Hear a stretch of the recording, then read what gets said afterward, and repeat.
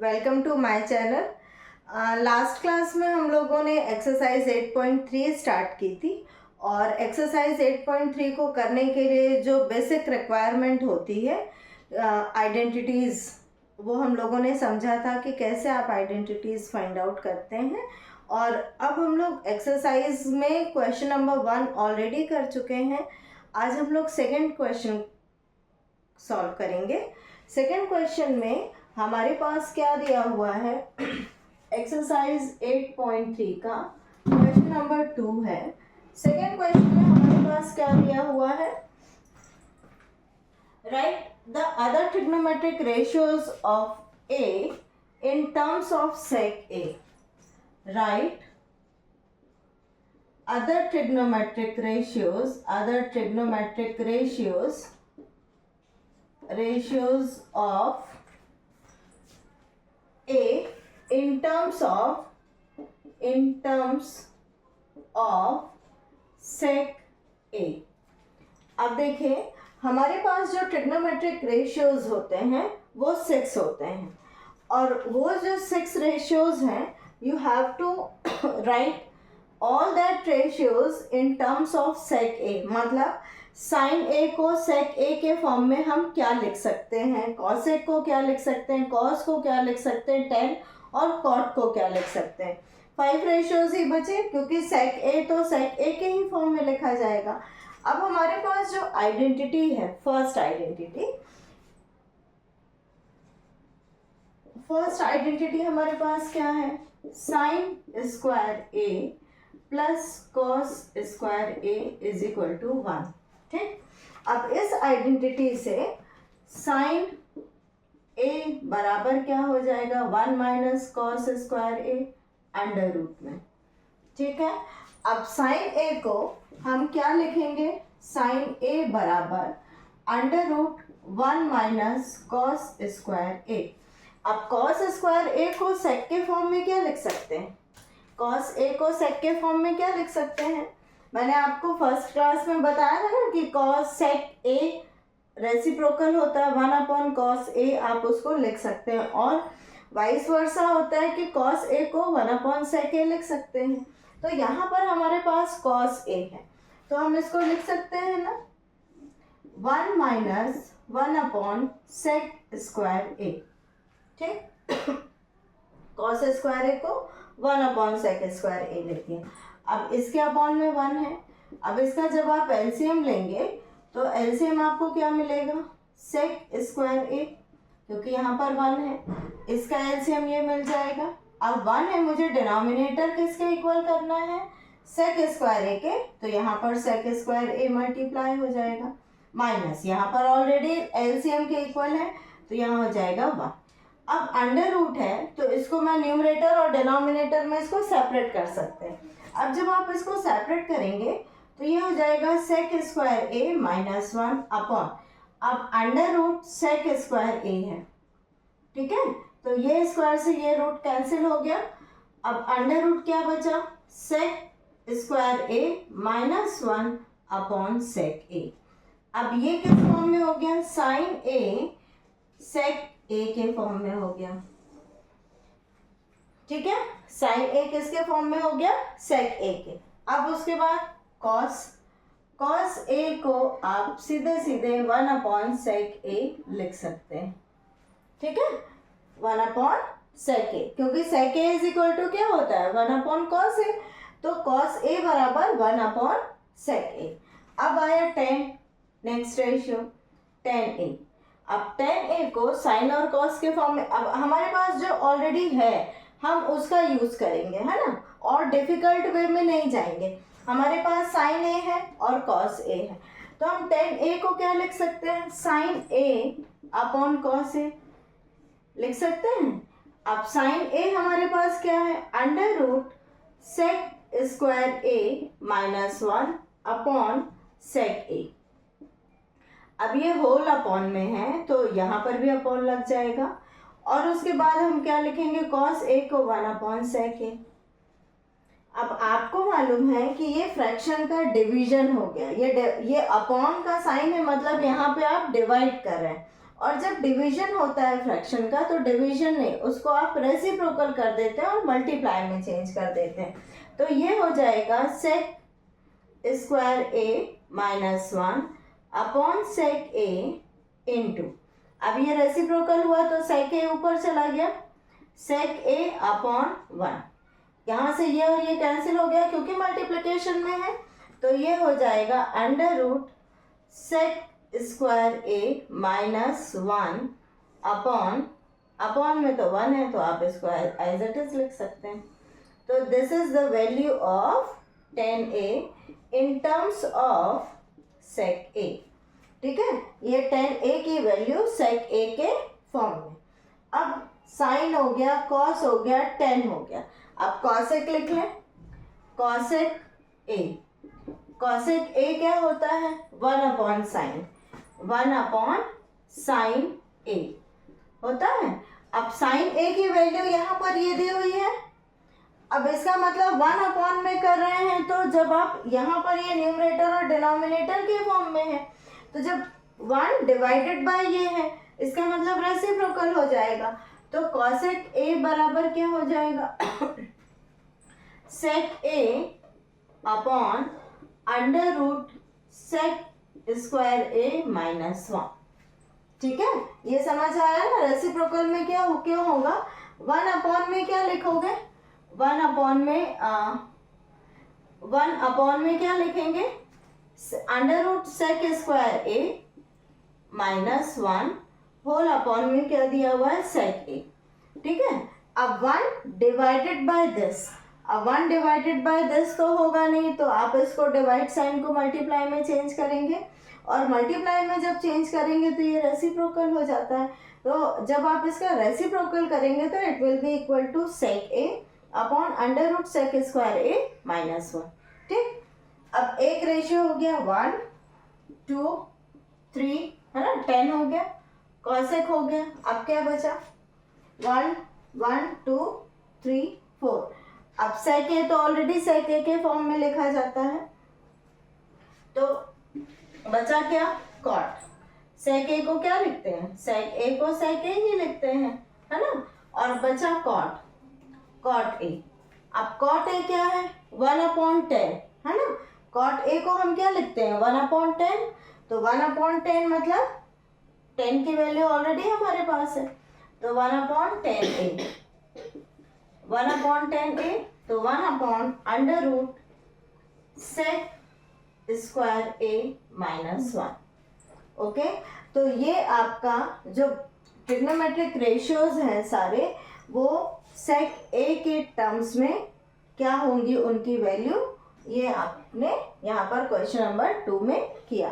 ठीक है, अब एक्चुअली में क्या होता है जो इस तरह के क्वेश्चंस आते हैं, तो किसी एक को पकड़ लो और फिर उसके बाद उसकी वैल्यूज निकालते चले जाओ।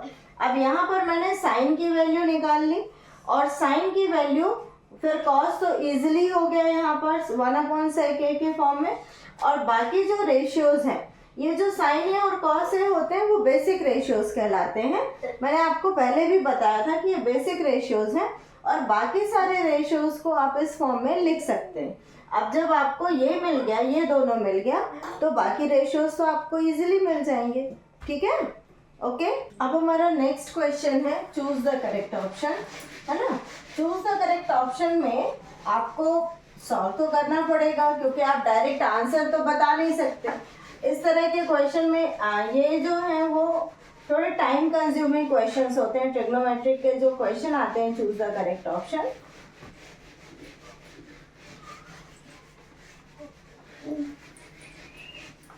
अब हमारा नेक्स्ट क्वेश्चन है choose the correct option. Choose the correct option में ट्रिग्नोमेट्रिक के कुछ क्वेश्चंस ऐसे होते हैं जिसमें आपको सॉल्व करना पड़ता है। आप डायरेक्ट उसके आंसर्स नहीं बता सकते, या तो फिर आपको याद हो, है ना, आइडेंटिटीज पर बेस्ड होंगे तो फिर तो आप डायरेक्ट बता सकते हैं। लेकिन यदि कुछ अलग तरह से क्वेश्चंस हैं तो आपको पूरा उसको सॉल्व करना पड़ेगा, उसके बाद आप आंसर बता पाएंगे। अब इसमें चूज द करेक्ट ऑप्शन में क्वेश्चन नंबर 3 है। इसमें जो फर्स्ट क्वेश्चन दिया हुआ है, this is 9 sec square A minus 9 10 square A, 9 sec square A minus 9 10 square A. अब आपको इसकी वैल्यूज देनी है, जिसमें पहली वैल्यू है 1980। ए है 1, बी है 9 और सी है 8 और डी है 0, है ना। अब इसमें से कौन सी वैल्यू होगी, जब तक आप सॉल्व नहीं करेंगे तब तक आपको नहीं पता चलेगा। इसको सॉल्व करने के दो तरीके हैं, या तो आप आइडेंटिटीज आपको मालूम है तो आप यहाँ पर आइडेंटिटी अप्लाई कर सकते हैं, अदरवाइज ये जो रेशियोज हैं सेक स्क्वायर ए और 10 स्क्वायर ए, इसको हम बेसिक रेशियो में कन्वर्ट करेंगे। जैसे कि मैंने अभी आपको पिछले क्वेश्चन में बताया कि जो रिमेनिंग रेशियोज हैं that can be written in the form of sine और कॉस। तो इसको साइन और कॉस के फॉर्म में आप रिप्रेजेंट करेंगे, उसके बाद फिर सिंप्लीफाई करेंगे, लेकिन वो थोड़ा सा टाइम कंज्यूमिंग है। तो हम यहाँ पर आइडेंटिटी यूज़ करते हैं। हमारे पास जो आइडेंटिटी है मैं यहाँ साइड में लिख लेती हूँ, साइन स्क्वायर ए प्लस, अब ए के फॉर्म में है तो हम लोग ए यहाँ पर मेंशन करेंगे, cos square A is equal to 1 और sec square A is equal to 1 plus 10 square A, है ना। 10 स्क्वायर ए प्लस 1 और 1 प्लस 10 स्क्वायर ए भी सेम था, कोई दिक्कत नहीं थी। Cosec square A is equal to 1 plus cot square A, ठीक है। ये आइडेंटिटीज थी, sine square A plus cos square A is equal to 1 और sec square A is equal to 10 square A plus 1 और cosec square A is equal to 1 plus cot square A, ठीक है। अब यहाँ पर यदि मैं इस आइडेंटिटी का यूज़ करती हूँ, क्योंकि यहाँ पर 10 और सेक के फॉर्म में दिया हुआ है, तो हमारे पास क्या दिया हुआ है, sec square A plus is equal to 10 square A plus 1। अब इसको क्या ये लिख सकते हैं, sec square A minus 10 square A लिख सकते हैं, इज इक्वल टू 1। मतलब आपने इसको यहाँ ट्रांसफ़र किया और ट्रांसफ़र करने के बाद ये क्या बन जाएगा, इस तरह से बन जाएगा, sec square A minus 10 square A is equal to 1। अब यहाँ पर जो हमारे पास क्वेश्चन है, यदि आप 9 कॉमन ले लेते हैं इसमें से, तो 9 जब कॉमन लेंगे तो सेक स्क्वायर ए माइनस 10 स्क्वायर ए मिलेगा, ठीक है। अब सेक स्क्वायर और 10 स्क्वायर ए को किसके बराबर लिख सकते हैं, 1 के बराबर लिख सकते हैं। तो 9 इंटू 1 क्या हो जाएगा, 9। तो इसका जो करेक्ट आंसर है वो क्या है, 9, बी ऑप्शन। क्या कि आपने यहाँ से 9 कॉमन लिया और 9 कॉमन लेने के बाद ये जो आइडेंटिटी है sec square A is equal to 10 square A plus 1 की, वो आइडेंटिटी अप्लाई की, जिसमें से 10 स्क्वायर को यहाँ ट्रांसफ़र किया है, क्योंकि आपको ये दोनों माइनस के फॉर्म में मिल रहे थे, तो यहाँ से माइनस किया इज इक्वल टू 1 हो गया। अब जब 9 कॉमन करोगे तो ये बचेगा और यहाँ पर आप इसकी प्लेस पर क्या लिख दोगे, 1। क्लियर, ठीक है। अब नेक्स्ट क्वेश्चन देखें। आइडेंटिटी लिखे रहने देते हैं, इसका यूज हो सकता है किसी और क्वेश्चन में हो जाए। सेकंड क्वेश्चन है हमारे पास 1 plus tan theta plus sec theta, और सेकंड क्वेश्चन है 1 plus tan theta plus sec theta और ब्रैकेट में है, within bracket 1 plus cot theta minus cosec theta, 1 plus cot theta minus cosec theta, ठीक है। अब इसको सॉल्व करने के लिए यहाँ पर तो कोई ऐसा ऑप्शन दिखाई नहीं दे रहा है कि आप यहाँ पर आइडेंटिटी अप्लाई कर सकते हैं, है ना। तो बेटर ये है कि हम इसको जो ये रेशियोज हैं उनको बेसिक रेशियो में कन्वर्ट कर लें। आपको ट्रिग्नोमेट्री के 8.3 एक्सरसाइज में ऑलमोस्ट जितने भी क्वेश्चन होंगे, सबसे पहला स्टेप ये है कि आप इन रेशियोज को बेसिक रेशियो में कन्वर्ट कर लीजिए। बेसिक रेशियो मीन्स, मैं उसको बेसिक रेशियो इसलिए बोलती हूँ क्योंकि बाकी सारे रेशियोज उस फॉर्म में लिखे जाते हैं, ठीक है। तो बाकी सारे रेशियोज को आप किस में कन्वर्ट कर लेंगे, कॉस और साइन के फॉर्म में। अब यहाँ पर कॉस और साइन के फॉर्म में टेन को क्या लिखते हैं, sine theta upon cos theta, sine theta upon cos theta, ठीक है। प्लस अब सेक थीटा को क्या लिखते हैं, 1 अपॉन कॉस थीटा, ठीक है, ब्रैकेट। अब 1 प्लस कॉट थीटा को क्या लिखते हैं, cos theta upon sine theta, minus cosec theta को 1 अपॉन साइन थीटा लिखते हैं, ठीक है। अब क्या करेंगे हम, अब यहाँ पर जो कॉन्सेप्ट अप्लाई होता है एक्चुअली में वो फ्रैक्शन का अप्लाई होता है। जैसे हम फ्रैक्शन सॉल्व करते हैं, फ्रैक्शन का एडिशन और सब्ट्रैक्शन, सेम वैसे कॉन्सेप्ट अप्लाई हो रहा है। आप देख रहे हैं कि यहाँ पर अब इसका एलसीएम क्या हो जाएगा, एलसीएम हो जाएगा कॉस थीटा, क्योंकि सब में क्या है, सेम टर्म कॉमन है, कॉस थीटा इसके अपॉन में नहीं है तो इसके अपॉन में 1 लेंगे। यहाँ पर क्या हो जाएगा, कॉस थीटा एलसीएम निकला। अब इसके डिनोमिनेटर को मुझे कॉस थीटा के इक्वल करना है। अब यहाँ पर कॉस थीटा के इक्वल कब होगा, जब आप न्यूमरेटर और डिनोमिनेटर दोनों में किसका मल्टीप्लाई करेंगे, कॉस थीटा का।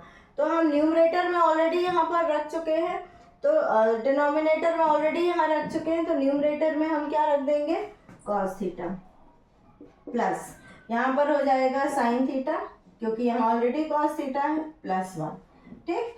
अब ब्रैकेट लगा दीजिए। नेक्स्ट में क्या हो जाएगा, LCM will B sine theta, yes sine theta. अब यहाँ पर क्या होगा, 1 अपॉन में लेंगे, तो मुझे साइन थीटा के इक्वल कर रहा है, तो we have to multiply sine theta in numerator and in denominator.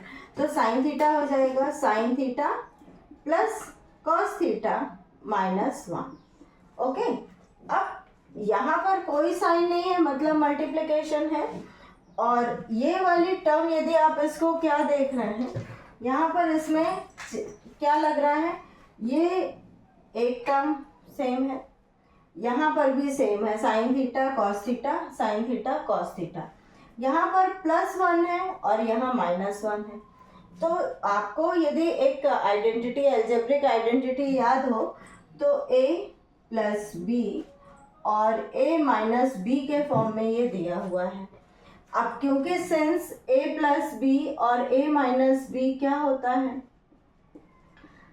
a² - b² होता है, तो इसको तो आपने a मान लिया, इसको a मान लिया, इसको भी आपने a मान लिया, और ये b है, तो ये हो जाएगा cos theta plus sine theta का होल स्क्वायर, और ये हो गया a² - b², तो -1 का स्क्वायर, क्योंकि b क्या है यहाँ पर 1, ठीक है।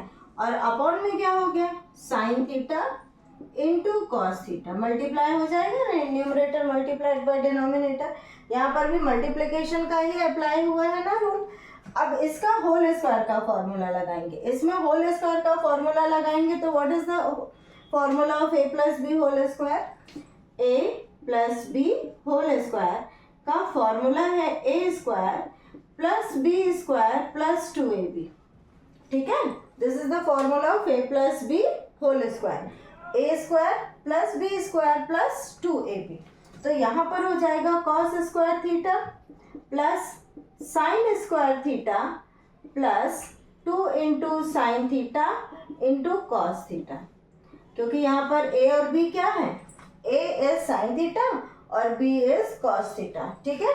ये a = यहाँ cos थीटा कंपेयर करोगे तो, और b बराबर क्या हो जाएगा, sin थीटा, तो a² + b² + 2ab, ओके। अब यहाँ पर ये sin थीटा cos थीटा है। अभी ये वाली जो टर्म है, ये टर्म, इस टर्म को हम क्या लिख सकते हैं,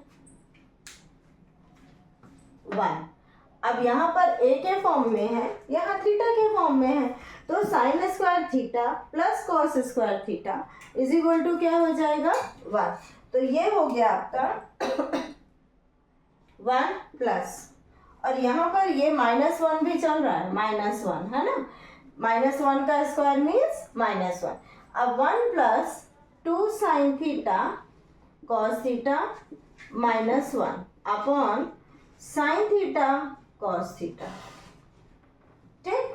अब ये और ये कैंसिल हो गया क्योंकि ये +1 है और ये -1 है, कैंसिल हो गया। तो बचा क्या आपके पास 2 sin theta cos theta upon sin theta cos theta. Okay, अब ये sin थीटा से sin थीटा कैंसिल हो गया। अब ये कैंसिल क्यों हुआ? क्योंकि सब मल्टीप्लिकेशन में, एडिशन या सब्ट्रैक्शन में होता तो ऐसे डायरेक्ट कैंसिल नहीं होता। ये कैंसिल इसलिए हो गया क्योंकि मल्टीप्लिकेशन में, तो ये sin थीटा से sin थीटा कैंसिल हो गया, cos थीटा से cos थीटा। तो आपका आंसर क्या आ गया? आंसर 2 आ गया। आपके यहाँ ऑप्शन क्या दिए हुए हैं? 0, 1, 2 और नन ऑफ दीज। तो इसका जो आंसर है वो है B 2, है ना? B ऑप्शन में है ना 2? नहीं, C ऑप्शन में, C ऑप्शन में। ठीक है, ओके। तो ये सेकंड क्वेश्चन सॉल्व हो गया। अब नेक्स्ट क्वेश्चन पर, नेक्स्ट क्वेश्चन देखो। अब आप इसको यदि डायरेक्ट आंसर लिखने जाओगे तो नहीं बनेगा, आपको सॉल्व करके देखना ही पड़ेगा। ठीक है, तो ट्रिग्नोमेट्री के जो ऑब्जेक्टिव क्वेश्चंस भी होते हैं वो भी टाइम कंज्यूमिंग होते हैं, इसीलिए खूब प्रैक्टिस करनी है, तब जाके आपको ट्रिग्नोमेट्री के सम्स बनेंगे।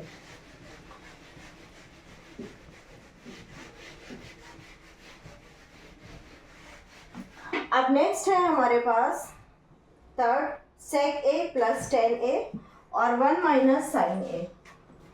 थर्ड है sec a प्लस 10a और 1 माइनस साइन a।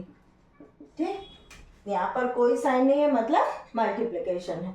अब इसके बाद sec a को, अब मैंने आपको अभी जस्ट बताया कि पहले तो आप आइडेंटिटी देख लेंगे। यदि आइडेंटिटी आप नहीं समझ पा रहे हैं कि कौन सी आइडेंटिटी अप्लाई होगी, कुछ क्वेश्चंस में डायरेक्ट अप्लाई होती, कुछ में आप बिल्कुल नहीं अप्लाई कर सकते, सोच भी नहीं सकते कि इसमें ये वाली आइडेंटिटी लगेगी। तो सबसे पहला स्टेप है कि जो बाकी रेशियोज दिए हुए हैं उसको साइन और कॉस के फॉर्म में कन्वर्ट कर लेना। अब sec a को हम साइन और कॉस के फॉर्म में, कॉस के फॉर्म में लिखते हैं ना, 1/cos a प्लस, अब 10a को क्या लिखते हैं? Sine a upon cos a। ठीक, यहाँ पर 1 माइनस साइन a ऑलरेडी है। अब एलसीएम विल बी, फ्रैक्शन है, फ्रैक्शन को जैसे आप एडिशन सब्ट्रैक्शन करते हैं सेम वही प्रोसेस चल रही है। LCM will B cos a और यहाँ हो जाएगा 1 प्लस साइन a। ओके, और यहाँ पर 1 माइनस साइन a ऑलरेडी है। ठीक, अब ये और ये सेम टर्म है, सिर्फ और सिर्फ साइन चेंज है। तो मुझे लगता है अब आपके दिमाग में क्लिक हो गया होगा कि आप कौन सी आइडेंटिटी यहाँ पर अप्लाई करेंगे। यस, a प्लस बी और a माइनस बी। ठीक है, अब a plus B, a minus B को आप क्या लिखते हैं? 1 का स्क्वायर, a का स्क्वायर माइनस साइन a का स्क्वायर। इसको हम ये लिख सकते हैं ना, 1 माइनस साइन स्क्वायर a, और अपॉन में क्या चल रहा है? Cos a।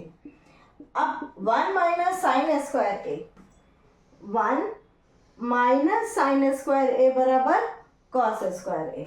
तो इसको लिख दोगे कॉस स्क्वायर a अपॉन में कॉस a। अब एक स्क्वायर से ये, एक कॉस से ये डिनोमिनेटर का कॉस कैंसिल हो गया। अब आपके पास आंसर क्या आ गया? Cos a। तो इसका जो आंसर है ऑप्शन में, ऑप्शन इज डी। इसका आंसर क्या है? डी, थर्ड का डी का क्या है? Cos a। ओके ओके, अब नेक्स्ट क्वेश्चन देखिए।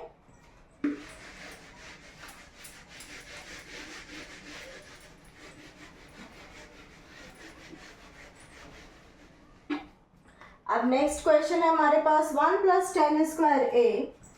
Fourth question, 1 plus tan square a upon 1 plus cot square a। ठीक है, 1 प्लस टेन स्क्वायर a और अपॉन में 1 प्लस कॉट स्क्वायर।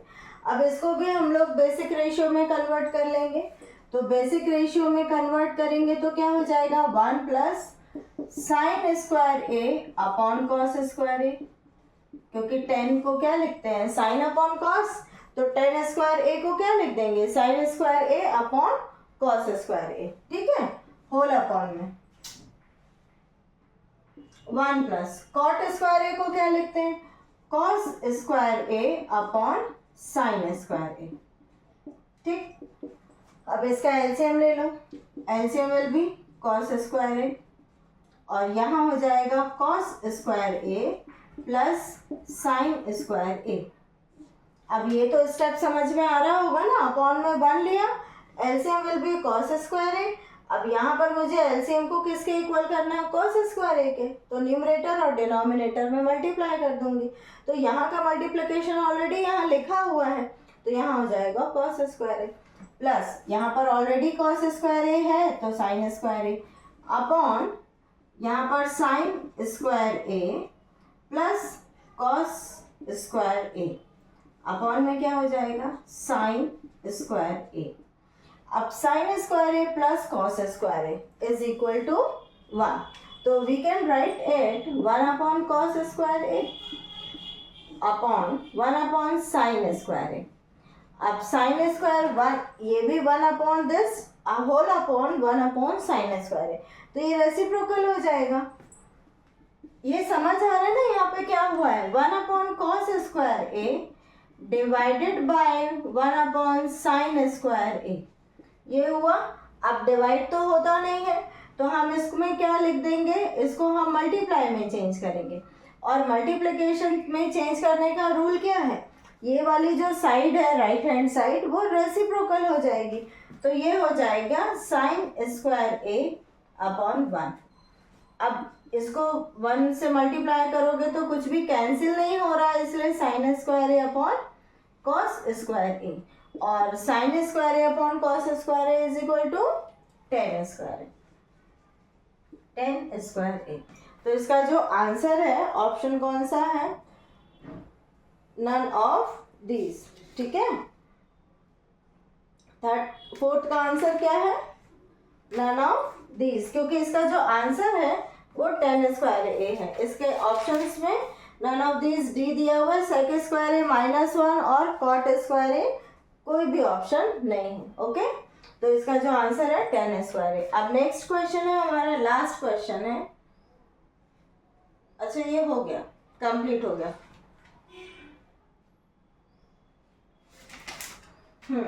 अब जो चूज द करेक्ट ऑप्शन में 4 क्वेश्चंस थे और चारों सॉल्व हो गए हैं, तो आप एक बार और प्रैक्टिस करके देखिएगा कि बन रहा है या नहीं बन रहा। नेक्स्ट क्लास में हम लोग नेक्स्ट क्वेश्चन को सॉल्व करेंगे। Have a nice day to all of you.